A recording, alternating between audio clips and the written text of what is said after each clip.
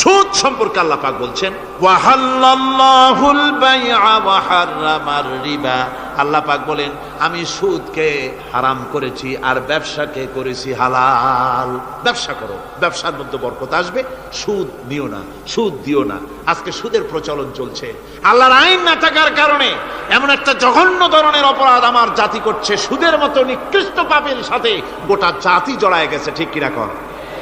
সুদ খাওয়া এবং দেওয়া কি? জোরে বলেন কি? এই সুদের মধ্যে রয়েছে 70টি গুনাহ। সুতরাং আল্লাহ পাক বলছেন আমি সুদকে হারাম করেছি, ব্যবসাকে করেছি হালাল। এই সুদ থেকে যদি না ফেরো, ফাইন লাম তাফআলু ফাদানু বিহারবিন মিনাল্লাহি ওয়া রাসূলি। আল্লাহ রাব্বুল আলামিন বলেন যদি এই সুদ থেকে না ফেরো, যদি এই সুদ থেকে বিরত না থাকো, তাহলে আমি আল্লাহ এবং আমার রাসূলের পক্ষ থেকে যুদ্ধের ঘোষণা রইল। পারবেন? আল্লাহ রাসূলের সাথে যুদ্ধ করতে পারবে? নাউযুবিল্লাহি মিন যালিক। কি মানুষের পক্ষে সম্ভব? সুদ সম্পর্কে আল্লাহ ঘোষণা করলেন কোরআনে কারীমের মধ্যে।